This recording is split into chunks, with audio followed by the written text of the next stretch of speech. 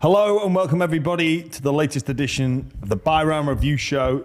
We're joined today by Brandon Smith. Cheese, how are we? I'm good. I had a bit of technical difficulties coming in here. I was just talking to Charlie about it. So I was going to make it on time, but I had a package delivered and they were expensive shoes and they just put them out the front instead of just putting a little slipper under. And I saw like the photo, so I rushed home and I parked in there's construction across the road, but there was no like barricades there. So I parked there real quick and like ran over, checked the shoes out. And then when I come out of the house, the bastards like had barricaded my car with like the cones and the red and white like tape stuff. Mm-hmm. And then I got pissed off. I was like, fuck you guys. So I just drove over all the cones, drove over the barricade, and then one of the plastic bit got stuck in my thing. So I'm just driving down the road with about 5 cones attached to my car. And this one construction guy just stood outside just laughing at me. So I had to sort that out and then come in here. But that's that new South Sydney money. He's getting himself new shoes. I'm going good otherwise. Yeah, well, it's actually a Roosters car, so... Okay, yeah. Yeah, Roosters car, South Sydney shoes. South Sydney shoes. Well, how about you, Charlie? How are we going? Going good, Jimmy. Recovered from my weekend of you being a punish, which was great. How's this, Cheese? How's this? If you need tickets for the Roosters game, would you ask me? No. Exactly, because you work at the Roosters. You're a Roosters employee. James Graham works for the Bulldogs, and he messaged me. I wouldn't know. He's not that biased. He messaged me to get tickets for a Dogs game. No, you won't. I'm like, I did not mate, message I'm you. not going to be able to help you get tickets for a Dogs game. I did not message you that. You did. You did. Right. You asked me to... For our listeners, before we go into he said, she said, right. So, due to your mistake last year, I owe someone tickets to a Bulldogs game this year, correct? Not really my mistake, no, because it was more like you gave away $10,000 worth of tickets. Yep. Very generous. Mm-hmm. Good on you, mate. Bulldogs legend. Okay, so, all right, well, okay, let's get to the task-relevant information. You incorrectly put in the email. Yeah. An email. But what am I doing even handling the emails in the first place is the real question. You know, I probably shouldn't have been in that position. All right. So it's a you error. It's a you error. So it's my error for seeking you to help me. In all honesty, it doesn't matter how we got here. It just matters that you asked me for tickets to a Bulldogs game. You were on the phone to me. I was driving. I had 1,000 things going on. I've had a very busy period at home. And you went, he's wait, also, and also, hang on, let me just put it out there that I don't want to take liberties with the Bulldogs. I also, the person... asking for 2 tickets to a game. The person... To an 80,000 seat stadium. I'm sure there's going to be a few spare seats. That 2 days earlier, we'd been on our Bulldogs email, we had an email saying the request for tickets is now closed due to demand for staff. So I respect that boundary. You on the phone, we were talking about it. You said, do you remember this? We need to sort these 2 tickets out. Yes.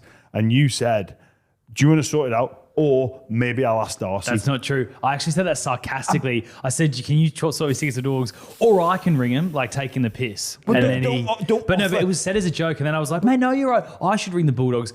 A random guy should ring the Bulldogs. Not someone it's not a random guy ringing the club. You've got a contact there. And guess what? So I ended up hitting up the Bulldogs. Guess what they sent me a message saying, if that's for Jimmy, just tell Jimmy to message Michaela. He knows who she is. She'll give him tickets straight away.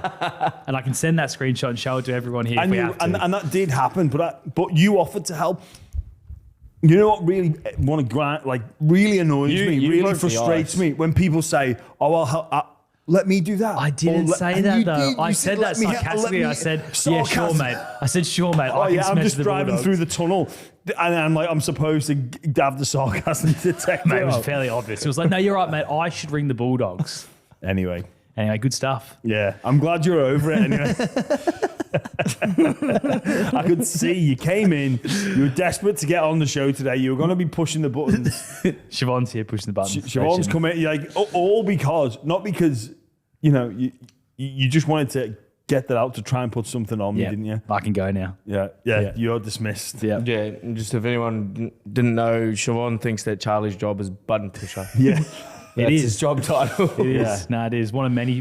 Push my buttons by. Certainly did. Yeah. I love the fan show. Fan show was great. It was great. It was so good to to speak to representatives from Manly, the Roosters, and the Eels. Geez, but we thought the Tigers were out of the woods. We thought they were out of the headlines, and Tigers fans are daring to dream. But the next time we do a fan show, we know the Tigers are going to be. Well, they are back in the news, and I think you've genuinely got to feel sorry for them.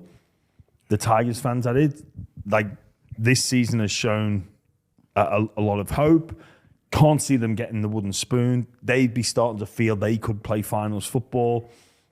Oh, look at this roster we're assembling. We're now we've got an attractive club with the likes of May, Luai, Galvin. We can build a club around these young players. Api Coruscant, Jerome Bula. We can build a club. And then this news breaks today where Galvin's going to be going. Cheese, you called this. Yes, I did call it, guys. I don't know if we've got any clip it. We can clip it. I don't know if we've got any clips of it, but I did say that he won't be taking up this offer. And I've got some intel that he's going to Manly. The intel is one of my mate's dads, so I don't reveal his name, but that was my source. I spoke to him at the game, the Manly versus Storm game. It's not Lachie Galvin's dad. No. Imagine that. It's not Lachie Galvin's dad, but I just think, it might be one of those cases of manager power. And Isaac Moses is the manager for Siebes. He manages Lachie Galvin. I feel like he's got a lot of power at Manly. But I think it's not a bad thing for Tigers either. You don't. I think they've got enough money to buy a player that can fill the role. Mate, not like that, though. Like, I know they've got... I know they do, but... Oh, but geez, this is devastating for them, mate. This is like... I don't think it's as bad as you think. Mate, he's 19, and he was playing in a god-awful Tigers team last year, and he was their best player by a country mile. Yeah. And then a lot of hope in... Like, he's gonna be a future Origin star. Like, I think he's on that trajectory. Yeah, he's on the trajectory, but is he going to be? Well, like, I guess if you're... I could argue they could go buy someone for $1 million that already is on that road. Who? I don't know. Well, they've got Lua. Like, who? Well, two players that are off contract same time as Lachie Galvin in the halves are Luke Metcalf and Jerome Hughes. Oh, mate. Jerome Hughes would suck to get. He's not getting offered as much as he would. And, geez, Melbourne better offer him a lot because their win rate without him is, 20%? And then, Can you see him coming to Sydney, though? Nah. But if he's getting 1.4 or 1.3 from someone, he's coming to Sydney. But also, like, so the Tigers have Galvin now. They have him now. They're going to have to bring someone else in. And there's other teams clearly in the market for halves. And there's 2 expansion teams coming in the next couple of years. So you lock Galvin up on a long-term deal. You don't get the threat of the expansion clubs. You don't get... You don't need to throw the bank at someone to bring them in. Ideally, you'd be anticipating that Galvin, as someone that you've bought through your system, you get him at below market value because that's what you do with players who you've developed. You sort of appreciate Not that. of You the don't Tigers. have to Not anymore, but you're not getting low market value. you should do. You should do. But you don't But anymore. also... You're not getting low market value Okay, for him. well, where the Tigers had the distinct advantage over the other clubs is they're the only team that are in a position to offer him more money for season 2025 and season 2026, which is why I think talk of Para and the Dragons is just ridiculous. He's not going there. I don't know if you don't understand his affinity with the Eels though, and how he played for played for their junior footy. Why isn't he there now? I know this is a bit like tinfoil hat on conspiracy theorist, but he did go and like that Instagram comment about him coming to Parramatta. He did. Yeah, but then I think if he does go there, then he's lying to everyone about his reasons for leaving and like doesn't see his future at Tigers. Like he's going to a worse club at the moment. Yeah. If he wants to go to And a rookie coach who played, front row versus Benji who played in the halves. Like, but the argument for Eels could also be like partner alongside Mitch Moses. Isaiah Yongi's going to be a great player. He's just coming through. He's a young guy. The thing in Parramatta's favour is so he's He's off contract end of 2026. So, and the Tigers have said they're not going to let him go before the end of 2026. Well, the Eels have 17 players off contract end of 2026. So that might not be the only change they have. It would be a full roster clean out. So, yeah, Galvin's one piece. They can bring a couple other players in there as well. For me, I don't know. Look, okay, let's look at where he's going to potentially end up. I think most teams would be having a look around about how they could fit Galvin in, including the Penrith Panthers. Because Penrith are on a massive slide as well. Now, I know they have Talangi, who's a Moses client, but this is different gravy. This is where you get trumped. The situation the Panthers are in now, we know how successful they've been, but in the immediate, they need some help. They need some help. So you're not even taking Panthers out the race. But for me, Galvin has to be going to a team that he feels can challenge for titles in the next 3 to 5 years and progress his development as a footballer. So which ticks both of those boxes? I know you're saying that, but he also might just see what the Tigers have put together the last decade and go, this is not a club I want to be at as well. And also, there is rumours. These are rumours. This isn't necessarily true. That Jerome Luai would rather partner with Latu Fainu, and I don't know whether or not that's gotten back to Lachie Galvin, and that's made him feel a bit uncomfortable about the whole situation. And I can't moving forward with that partnership. That's a heavy rumour. It's a heavy rumour. I'd like to think that Jerome's not like that, where this is my preference. No, but of course, halves would have players they'd rather partner up with. It's like if the combination's better between the two of us, that would happen all the time. Stuff like that. But still, this is going to rock the Tigers. Think of what that club's been through before when they've developed young players and seen them go to other clubs, like Mitchell Moses, like James Tedesco, like what they give to have those players be it their own club that they develop for 10 years. This is the same old story for the Tigers. They develop a potentially generational player, an origin star of the future, and they lose him. Yeah. This is going to shatter the Tigers and their fans. It is. Some Tigers fans you speak to are happy to see him go because they didn't want to pay that price for him anyway. Yeah, that's what I was saying. I just feel like it's a lot of money to gamble, and I don't know. I don't think he played that great on the weekend. If I'm honest with you, he kicked 2 7 tackles. He took some good runs, but I don't think he's like a player at this point that I'd offer $1 million. And I'm not a club. I see potential, but it's just. But teams will go to that mark.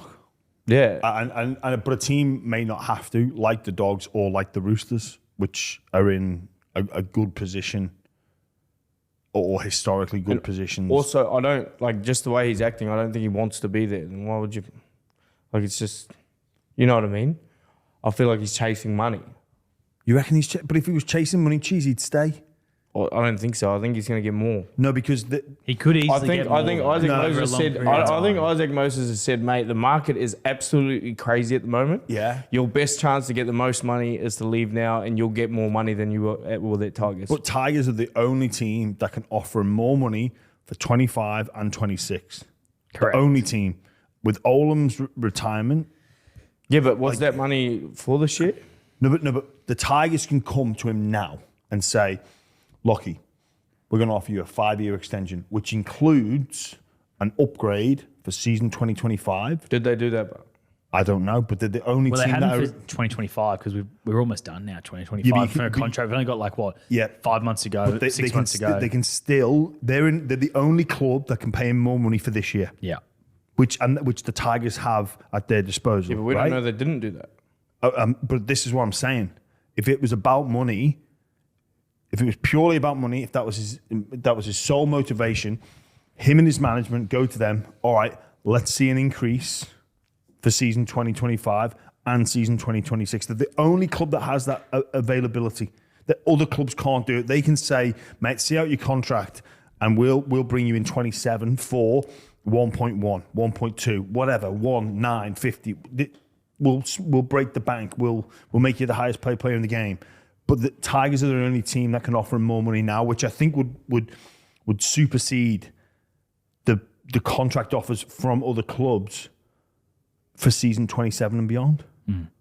The only thing that the Tigers, like with Galvin and Isaac Moses, might be thinking is, if we announce in 25 we're leaving, maybe we can force our way out of 2026. And maybe we can get that upgrade anyway for 2026. Yeah.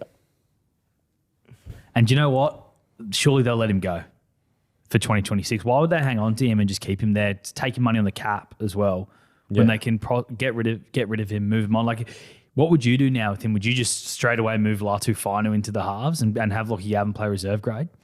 Just before we get into that, this is the really rubbish thing about our system now. So in previous years, we previously complained about watching a player knowing he's not going to play at my team in the future, in next season. So, for example, Zach Lomax did it last year when he was playing at the Dragons. Dragons fans knew he wasn't going to be at the club in season 2025. Same with people like Jerome Luai, when he was at Penrith, Fisher Harris. But this is happening in round 6. Tigers fans have to stomach watching him potentially play for the next 36 rounds, knowing he's pissing off somewhere else. Like, is that a really good look that's even been announced now? If he doesn't get that early release, like, we thought seeing a player have 12 months at a football club was bad. But this news didn't necessarily have to come out, and it's the Tigers that have released the statement, because basically Isaac Moses and Lachie Galvin said to the Tigers, don't worry about presenting your offer. We're leaving no matter what it is. Well, it's not too dissimilar to the Cherry Evans situation, where there's going to be Team Tigers and Team Galvin on the PR battleground of who's in the right, who's in the wrong, who looks good, whose fault is this, what's the actual reason? Because, like I said, I don't think the reason's money. I think the reason is opportunity to win a premiership and potentially player development, which isn't a good look on the Tigers. And the money side of things, then it goes, well, it's not a good look on Lachie Galvin. I don't really care if it's for money or not. I just think I think it is. I don't mind if he is going for the money, but I just have I believe, I think it's managers doing their best interest for their own self. If I was in Lachie Galvin, they said don't even give us the offer. Like, it's dodgy as, because they shouldn't even know if a club wants to sign them at the moment. That's illegal. Well, yeah, that's right. There's so many things that we could talk. Like why did he sign a 12-month extension? Like, I don't. That seems stupid with this news breaking out. But wasn't that 12-month extension on the back of an upgrade as well? So it's like he had to take that extension in order to upgrade his current salary. So that's why he did that one, because remember there was talk about him wanting out anyway, and then they've given him more money to keep him happy for a little bit longer. So they've done basically what you explained they were going to do for 20. They could have done for 25 and 26. I think put yourselves in the position as a 19-year-old that's being talked up, that has the world at his feet. You're going to get money no matter what. Like, his management could turn around and say, look, mate, go and win a couple of premierships now, and then we'll get you a Motta when the time comes. So you reckon Penrith is that team? No, I reckon Roosters would be in the box seat when you consider, what cheese you spoke. When are they not in the box seat? Well, I know people will say, well, Moses and Roosters chairman Nick Politis don't get along. Well, guess what? Relationships get mended all the time. Corey Horsburgh and Ricky Stewart, they'd have fallen out. Look at what they're doing now. They seem to be all okay. I think their relationship is very tarnished. Very tarnished. Yeah, but you know what? You get over it, don't you? Yeah, but he's sort of the big dog. I know he's the big dog, but his football team is in need of someone like Galvin. And you can look I at don't that. even think the phone rings if he rings. I've actually just heard that today. Someone said that. The phone call doesn't even go through. You block this number. I know, that's what I heard. Just get to a payphone. 1-800 reverse. Yeah. Hey, call me back. Who's this? It's me, Moses. Look, as a 19-year-old though, if it's not the Roosters, then Gus Gould has made no secret of his admiration for Galvin. Where he fits in that team is another question. In terms of they've already got Matt Burton, who's the 5'8". Burton and Galvin together, I don't know. I don't know. And people got moved Burton to the centres, but then you've got Cherry, who's in great form, and you're not going to swap the other guy for anyone. That Crichton, that is. So, I don't know. It's going to be a frenzy for him. That's the reality. So he's going to have a few options. Probably every club you've named them is going to have a crack. Probably. And if they don't, it's crazy. The thing, I guess, what's the advantage of the Tigers letting him go now? I thought... Well, they've said they're not going to. Yeah. But I reckon they will. Depends how much of a disruption it becomes, whether he plays or not. Because with Dylan Brown, I said, I think he should go to the Knights now. That's because the Eels were languishing near the bottom of the table and don't look like playing finals. But with the Tigers, I personally don't think they will play finals, but they'd feel like they can. Now, Galvin can help that. He can help them play finals this year and potentially next year as well. Would you start Latufanu though next? He's not going to be there for the next couple of years. And what are the Tigers actually doing right now? Are they going to win a premiership this year, Jimmy? It's hard to envisage. Are they going to win a premiership in 2026? It's hard to envisage. So why are you bothering wasting your time with Galvin when you could have Latufanu there and actually get his miles up? Because you're in a better position with Galvin in the team than you are with Finu in the team. And also, let's not forget, there's a sort of sword of Damocles hanging over the Tigers with... What is that? It's like a sword that'll just hang over. Damocles. That Game of Thrones or something. Don't know what it is. It sounds good though. Sounds doesn't great. it? Sounds great. Has Jerome Luai and Finu played together yet? Well, here's the thing with... So how do we know then? This predicament that the Tigers are in, Jerome Luai is technically a free agent as of November 1, right? Yeah. With the clause in his deal. So the Tigers need to perform to keep him. They need they need results. So by any means necessary, you need results. Because if you think the news of Galvin going, if they can't convince Jerome to stay after this, which is going to be, I believe, will be a results-based decision.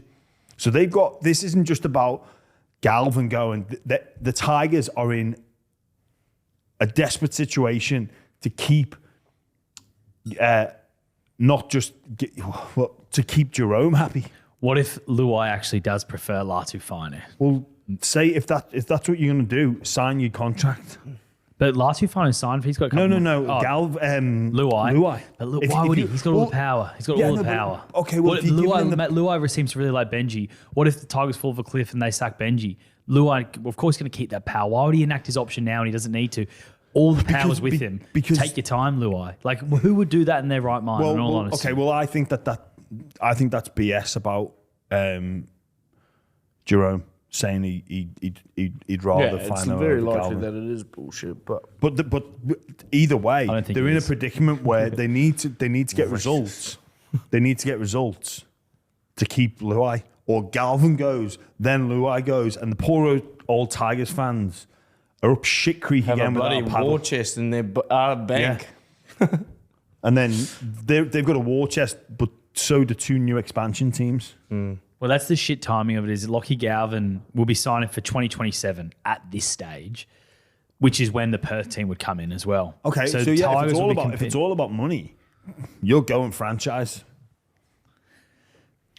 That's man and Jeff. You going the new franchise team. Geez, you got offered how much to go to the Dolphins when they couldn't sign anyone? Quite a lot. But that's the predicament that will get put to Galvin. If it is purely about money, and if this Perth team gets the tick of approval, what would he get there? If they can get Luke Metcalf, the Tigers, that'd be a win, I reckon. Losing Galvin, bringing in Metcalf. Well, so do I. But it's probably not. It's probably Finu's spot at 6 and Luai at 7, isn't it? Really, and Metcalf, like he's just finding his feet at the Warriors. But he's an Aussie Metcalf. He's a Sydney guy. Like he might want to come back to Sydney. He might do. Yeah. He might But want to also, go we've somewhere never else. seen Finu and Luai play together. What if they play together and their daylight's better? I'm going to make a very bold call. Latu Final will be in the halves on Teamless Tuesday. You might be listening to this and go, you're wrong, but Teamless Tuesday, 4 p.m. You reckon the Tigers put the line through Galvin? Yeah, I reckon that's the smartest thing to do now. Why? Because you got to move forward. I don't know if they will, because I think they'll just play whatever side they think is the best for now. Because it's not just. But you're wasting the opportunity to develop that. But combination. you're also a coach, and if you start losing 10 games in a row because you didn't play Galvin, And if they're not going to release, might and get also sacked. he'd be on a significant, like you're choosing to not play one of your best players, and what's the correct phrase? Like handicap yourself by just putting a line through him. But you can put Galvin at 14, so you can still play him. You can still play him. yeah, I would maybe try like something like that if I was Tigers. Maybe have Finu on the bench and slowly interject him into that spot, see how they go. You know we're talking about the Tigers here, that like they can't be bullshitting around with like how they play the game. They need to keep getting wins. Like this isn't about like they need to build for the future. The future is said that he's leaving. Yeah, exactly. So that's why were you playing him? Well, did you just let him go now then? Yeah, or let him go at the end of the year in case there's an injury to Latu Finu. Well, I say you keep him in your team. Could you increase your team's opportunity Is Cherry to Evans a potentially chance play of going to final? Tigers? Oh my God, jeez! Why would you ask? Is Cherry Evans a chance? Why would you ask such a stupid question? What? I reckon that's possible. If he's going to Manly, maybe Cherry Evans got wind that he's going to Manly, and that's why he's leaving. Luai and Cherry Evans, good combination. I'm not joking. This isn't a joke, and it's not a stupid question. If Lachie Galvin goes to Manly, can they swap for Cherry Evans? And if they get Cherry Evans, they are now a very good side. They're already a pretty good side this year, I reckon, but they're a very good side. And this is so much speculation, but don't look at me like I'm... No. I like it. I like that idea. Should we talk a bit of rugby league? So the actual on the Please, field. do we have to talk about the West Tigers game? Because, oh my God, the Knights was... was the most... Okay, with the Tigers, look, I think it's going to linger. This has been... And I think there's been a few false flags for what is the story of the year with DCE, Dylan Brown, all mate over here. This is going to trickle on potentially for the next 18 months. It can derail the Tigers as well, who are 3-3, sitting 7th. And that's what I mean about these poor Tigers fans that have had to endure seasons of tripe, and then they finally get a bit of an upturn, and the future's looking bright, and it's... I think they're all right, honestly. I think they're all right. I think they're playing good enough footy to be able to lose them. Okay.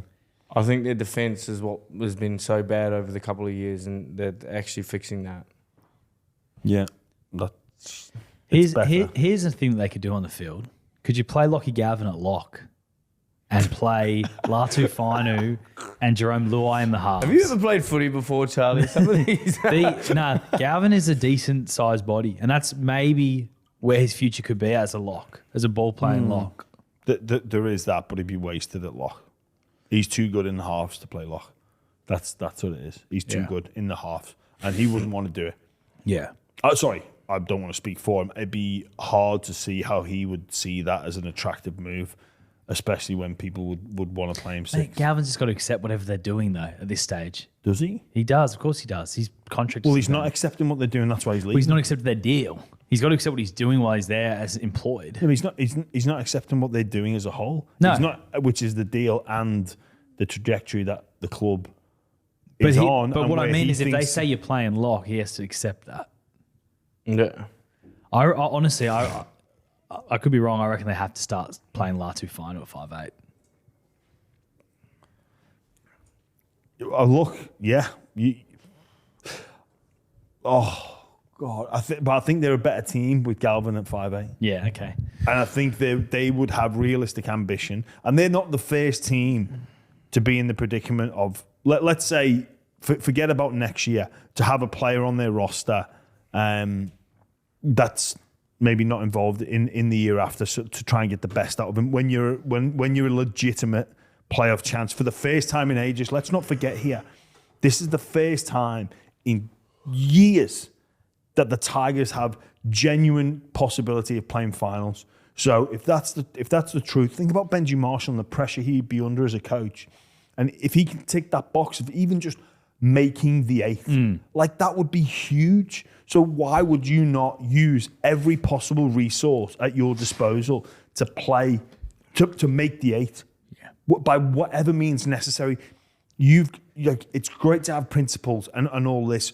And if that's the case, you drop him, you move on, you forget, or you let him go. But legitimately now, the Tigers have a chance to play finals, which would be huge for Benji, the club, everyone involved, every new junior coming, every potential recruit. That helps them so much. And I think in order to do that, their chances are better with Galvin in the 6 jersey, not in the 17, in the 6 jersey. I definitely see your point, but them making the finals, if they finish 10th, 11th, 9th, everyone knows the Tigers are on an upward trajectory. Everybody knows that. The reality is, mate, look at what Parramatta did. Would they be a better side if Clint Gutherson was still there playing fullback? Of course they would be. Of course they would be. But they had to let him go because they needed to move things forward. Same with the Tigers. They're making the 8 this year in the grand scheme isn't going to matter in like 5, 6, 10 years' time. Yeah, but so the important thing is to build that combination, because that could be your halves combination for a long time. But I'd argue that the Tigers need everyone. All clubs want sustainable success, but you're not going to get it. But the Tigers need a sugar hit, and their fans deserve it, and also Benji needs it. But this is already you can see the improvement in them. I know they beat a Knights team that wasn't that great on the weekend, but they're sitting 3-3, Jimmy. I'm aware of that. With Galvin at 6. Wasn't great. Oh, they were so bad. It's probably the worst performance I've ever seen a team play. I just want to say that. Yeah. Well, we'll get on to that. Let's talk about that. But you're saying the Tigers are 3-3 with Galvin playing.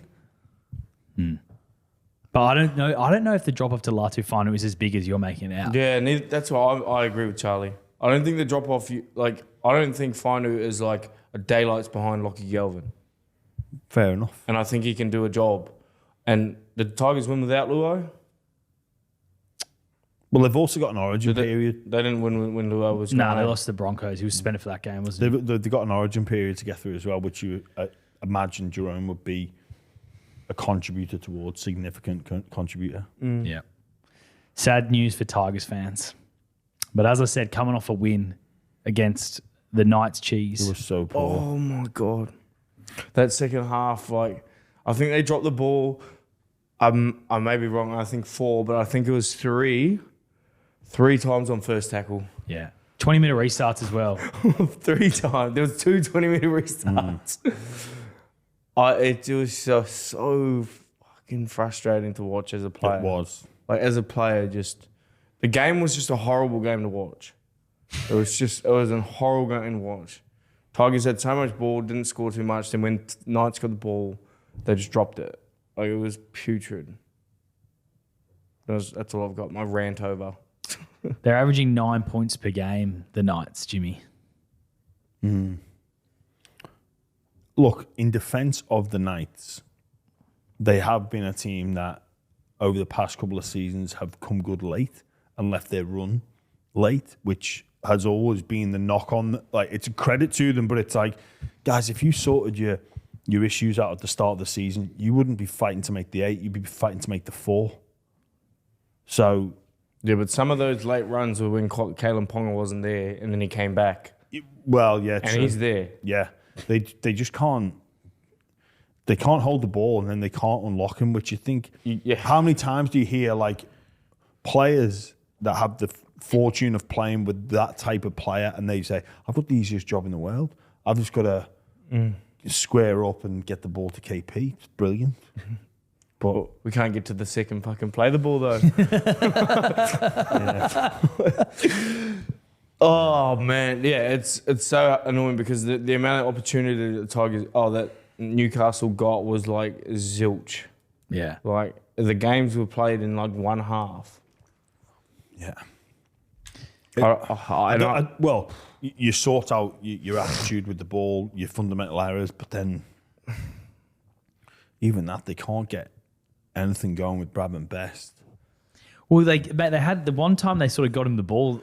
He actually, they gave him the ball a bit of space. He actually made something happen. He got line break. Yeah. But they just didn't get him the ball enough. They also had a couple of times on last tackle where they had sets in the Tigers 20-metre line where Ponga didn't touch the ball, which he should be touching maybe 3-4 times a set down there.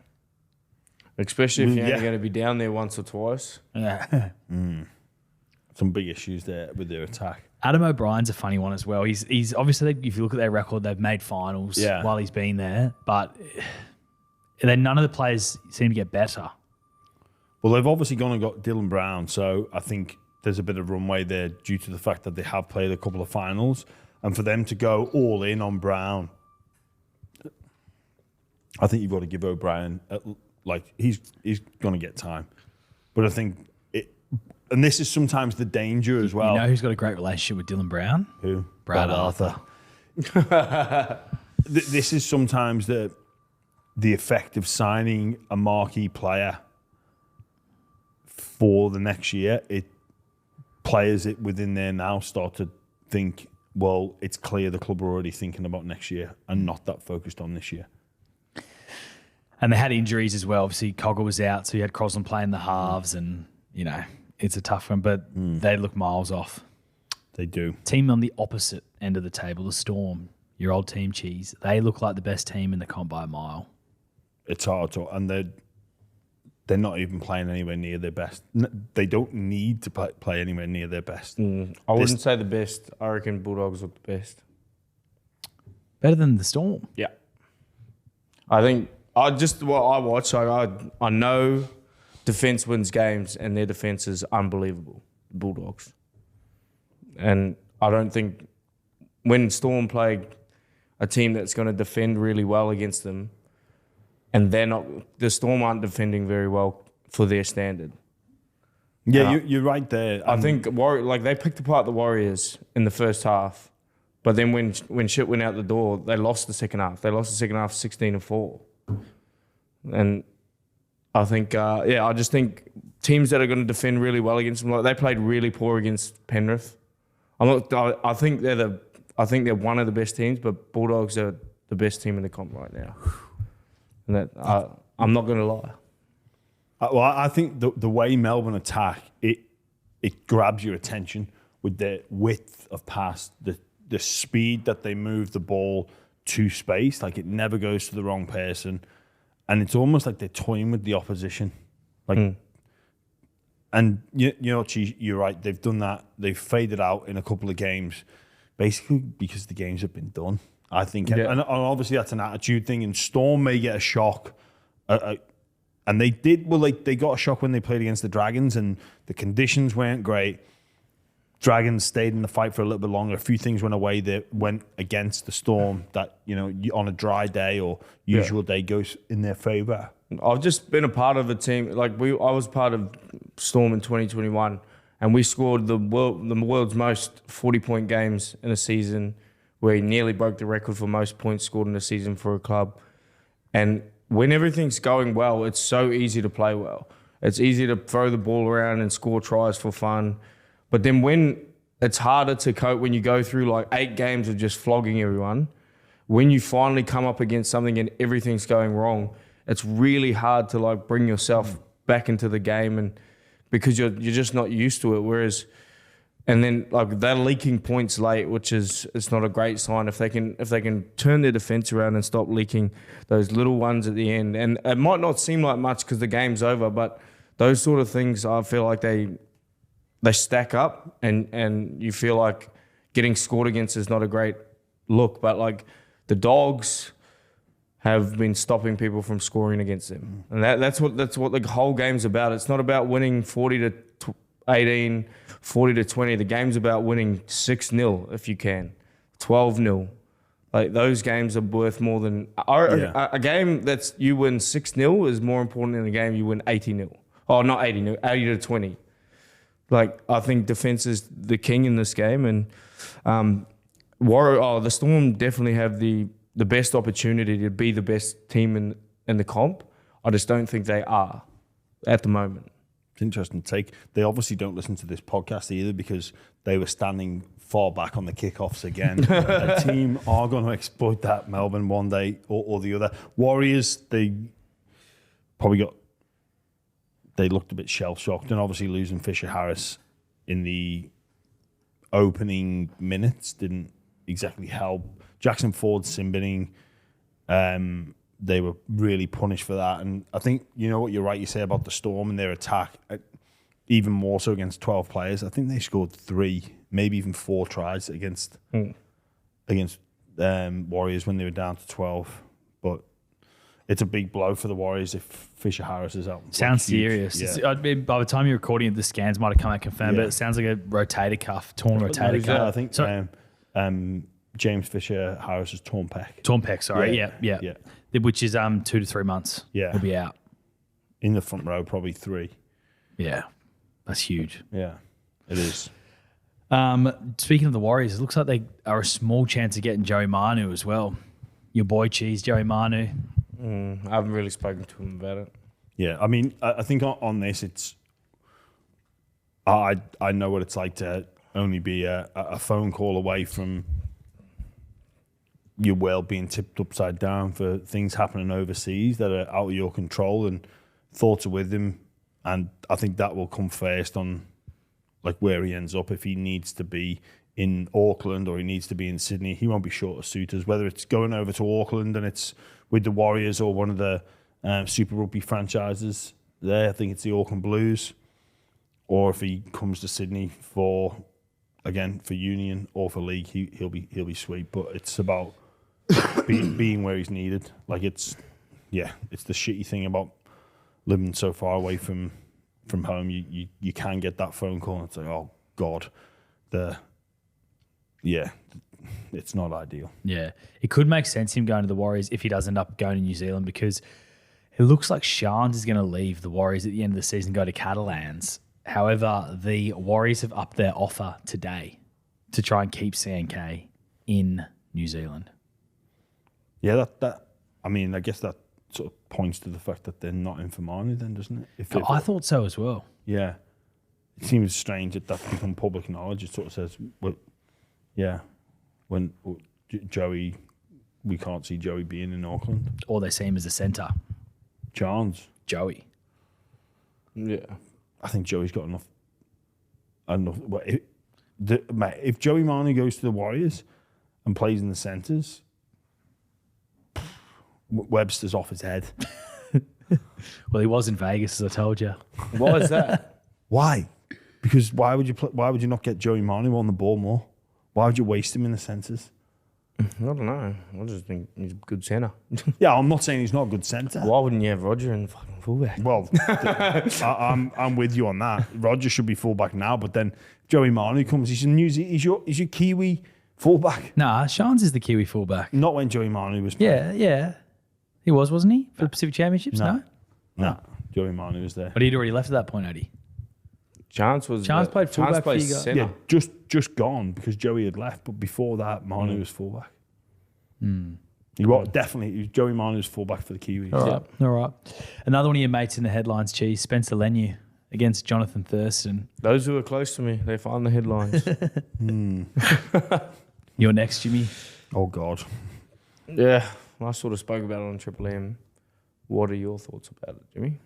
Well, new audience, mate. It's a new audience. Yeah. You know? Well, I don't know what was said or anything, but to me it just seems like it's just an overreaction, to be honest with you. Like, Spencer doesn't agree with what JT said about him and what he didn't say about Ezra. Like, and then, they have a conversation. Spencer's a confrontational guy. He doesn't like disrespect. he thinks he was hard done by, and it was a conversation between two men that's just been blown up in the public. And I think Spencer had every right to do what he done.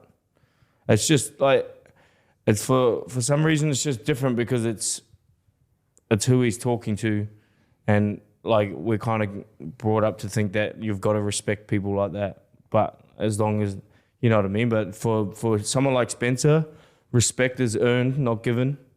Like, and he's one of those guys that really lives that way. You know what I mean? He's a man's man, the scary guy, and if you disrespect him, he's going to treat you accordingly. And that was the case. And it doesn't matter who you are, which is a great trait to have for any person. And I think it just got blown out of proportion just because of that sort of the situation they were in. And there's media around, and then there's been, you know, the media's following the footage into the locker rooms with conversations with everyone else. And yeah, I just think it should blow over sooner rather than later. And, you know, I'm obviously going to back Spencer no matter what. It did seem like you're correct. Like Spencer, you don't need a degree in psychology to see that he's naturally confrontational. And look, I know what it's like to be written about, spoken about for your behaviour. Like I've been in that situation, and most sports people are, where you'll have people talking about your form, your position, your contract status, positive things you've done on the field, negative things you've done on the field, away from the field, like off-field incidents. All this is going to be spoken about, and it's clear that, and I know what that's like to have when people are talking about you, and then other incidents happen, and you play whataboutery, and you go, well, hang on a minute, why was he saying that about me, and he's gone so light on someone else?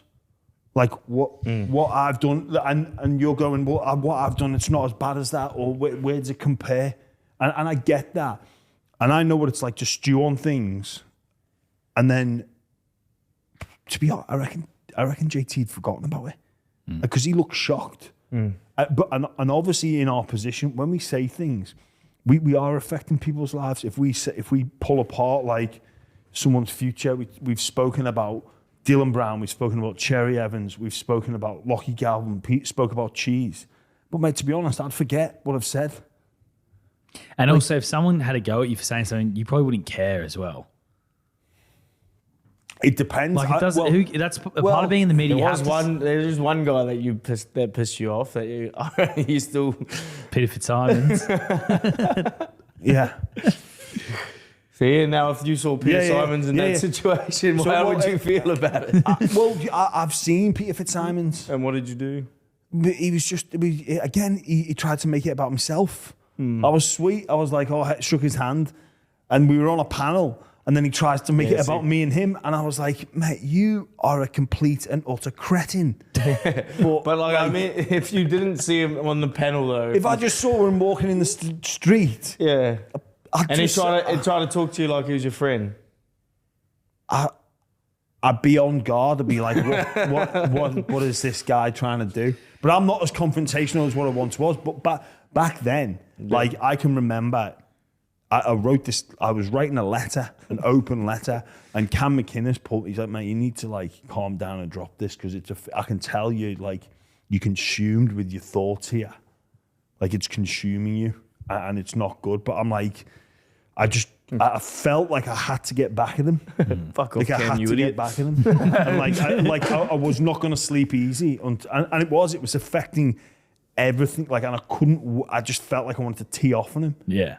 And it's happened in other incidents where, you know, the Good Friday or the Slater incident, where people go, oh, he should be never play again. He should be banned for the year, or, you know, oh, he should be stripped of the captaincy, kicked out the country. Like, and I don't know.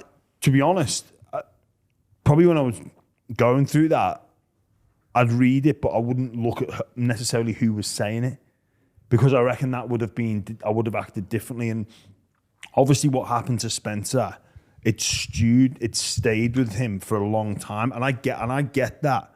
And probably what made it worse is the whataboutery, especially when the incident, there's a direct link there with another off-field incident, to be like, that would just engross you even more. Yeah, I totally get where you come from. The only thing with that is like JT actually wasn't working really on television at the time because it was the off season. So then that interview came out with Marley and me. Like that was something that really annoyed Spencer Leniu because JT went double down on the Spencer Leniu Ezra Mann thing. But that was recorded but released a lot later. So it's like the timing of it all is there's actually a bit of context around that. Yeah. The thing that JT did wrong is he should have just avoided Spencer and been like, all right, mate, sweet, whatever. And then just like left it at that. Like the first time he said, I don't want to talk to you, he should just be like, all right, whatever, fuck off. See ya. Yeah. Like, but again, like probably JT is thinking, well, hang on a minute. Why are you coming after me? You want it?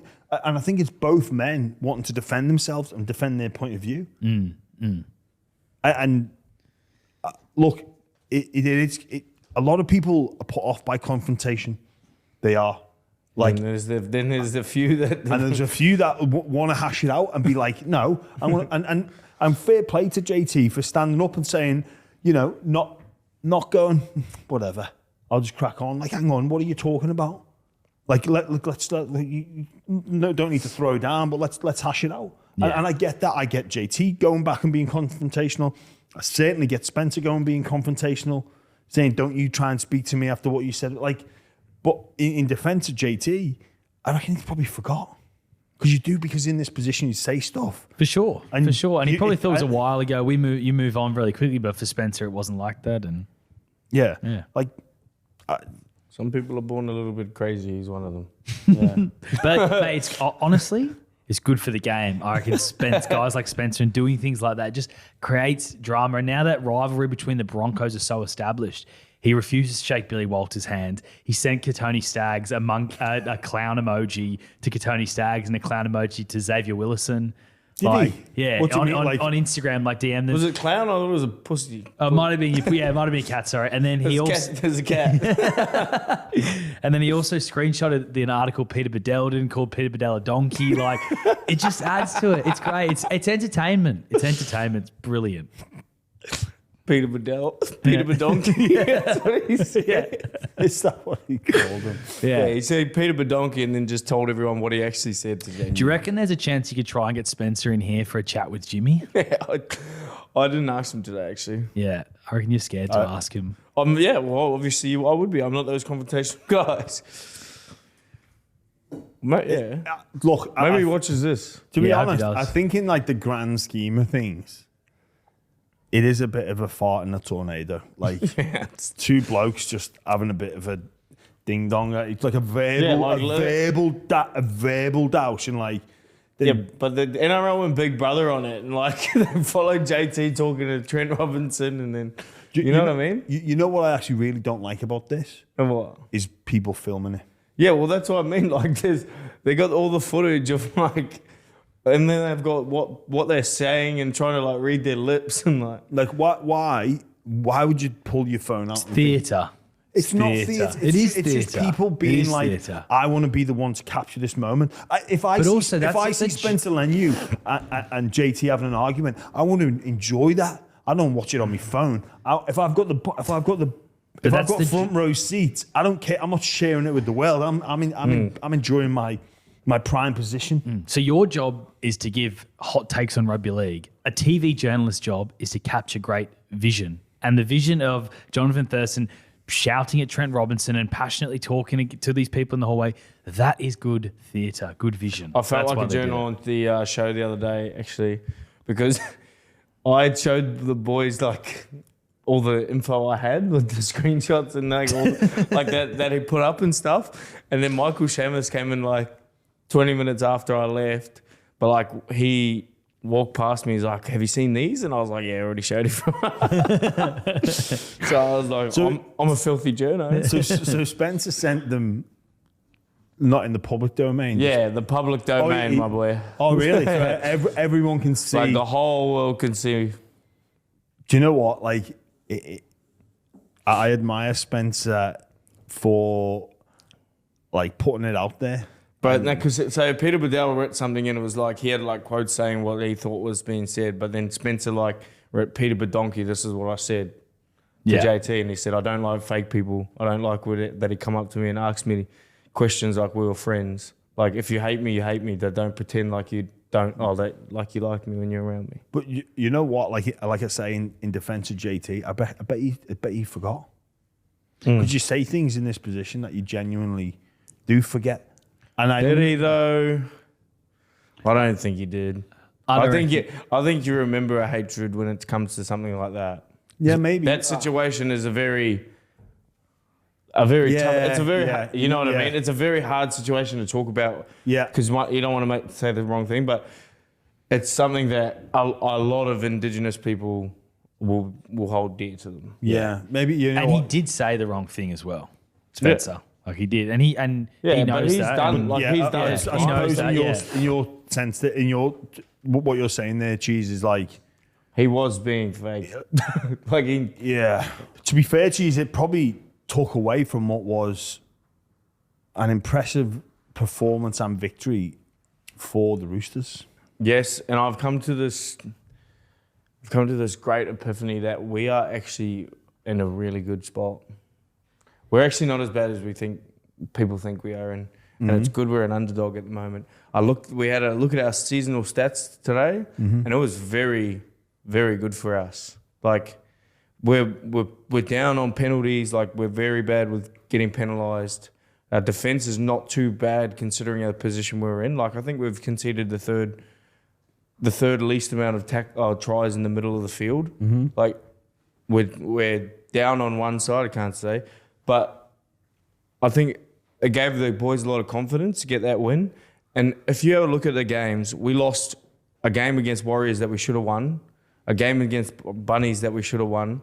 We lost and then we fumbled against Gold Coast. So I argue that we lost the Bunnies game in a 5-minute period. Yeah, we lost the Warriors game in a 15-minute period. And if you turn those 20 minutes of rugby league around, Roosters are sitting around 6-5 or 6-4. Yeah, I mean, look, a lot of clubs would assess their season and go, "This is where it went wrong." I can put that aside. I thought it was a great performance from you guys. I think the Broncos took you lightly, and that's what I mean. It's a good thing for us to be underdogs. It was a great game to watch, though, because for me myself. And I say that when one of the Simbinings happened, and when Broncos were playing against 12, scored 2 tries, and then Adam Reynolds just tried to chip it over Dom Young, which was a play that was never on, and Broncos were up, I think, 10-8 at the time. And it wasn't a play that was on, and I think for me that spoke to a team that wanted to chase highlight reel plays as opposed to grinding out a victory and earning that right. I thought they came with an attitude, or the attitude quickly turned into, we're gonna have some fun tonight. We scored 50 against them last time. We're gonna put a cricket score on here. Yeah. And that brings me back to the Melbourne thing as well. Like I feel like you can get in that. Yeah. You know what I mean? You can get in that sort of way when you start scoring so many points and flogging teams. You can get in that way where, are we going to be the team that we usually are each week, or are we going to be this other team that we've been lately? But yeah, I thought the game was won in the last 20 minutes, and I'm going to say by the debutant in the halves, Hugo Savala. He had four kicks, and like, not speaking bad about Chad, but our kicking game at the Roosters has been shocking. You know what I mean? There's been no kicks put out to Daniel Tupou. I think we had our first kick to Tupou this year, like high kick. It didn't work out, but the more and more you kick the ball to him, the more and more likely we're going to score. He's one of the best aerial threats in the game. And there was 3 kicks that we were just in the grind in the back end, and he just nailed them. And Reece Walsh, I think Reece Walsh even messaged Hugo Savala about how much of a nightmare it was. So he done a really good job, and he probably fixed up what we had been missing. You know what you said about the Roosters, and they've missed a couple of periods of games which could have put you on a different wins-loss ratio.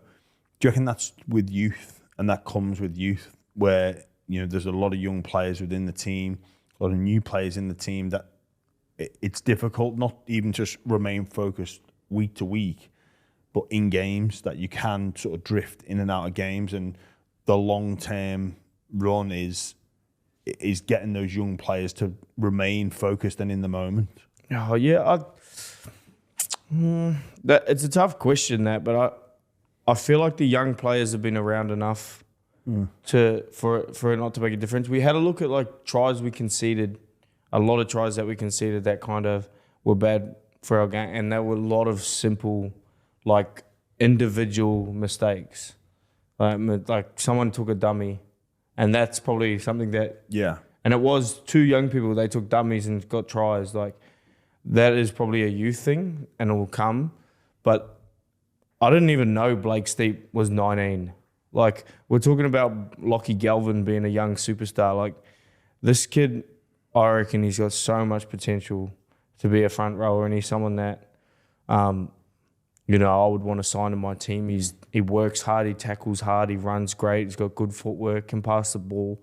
But just because he's not a half, like he's not running a team or he's not doing all that, like he doesn't get I don't think he gets enough recognition he deserves. Like he was touted to be a great player this year, but like I didn't know he was 19. Someone said it over the commentary, and I was like, asked him today at training. I was like, mate, how old are you? And he's like 19. It's like, holy shit. Like, but I think, and that's just going to come with reps.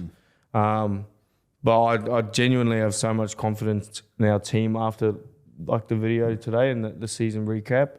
Like, I think we're 15th or 14th or something like that. And Sam Walker's going to have the year off, according to Brent Reid. No, Brenty, mate, me and Asta were just not on air, but we were talking so much smack about him off air.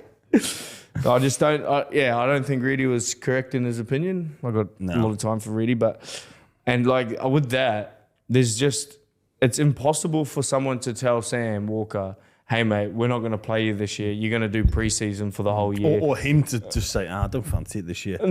It's just not how players are wired up. We'll get into the Panthers to finish off, Cheese. Is Rome burning? Well, it is. 1 and 5. It's burning. Can they put water on it? Probably. Is it the end of the empire? Is it, the Roman Empire fell, the British Empire fell, the Ottoman Empire fell, and it just sort of happens? Like, are we witnessing it? Because for me, that game against the Dolphins, automatically people go, oh, you've got to give credit to the Dolphins. And I go, no, you don't. They dropped it off the very first kickoff.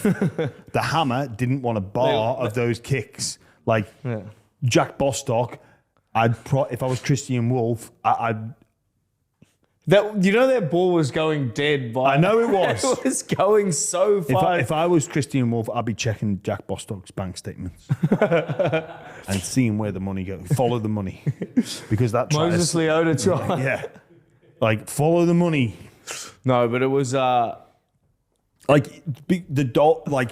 usually. I agree with you. Usually, to beat Penrith in the past, you had to be almost perfect. Yeah. You can't drop the ball off the kickoff because it takes you about 7 to 8 sets of cycle football to get back even. Instead, the Dolphins scored after 2 or 3 sets. Yeah, their defense it's alarming at the moment. Very, very alarming.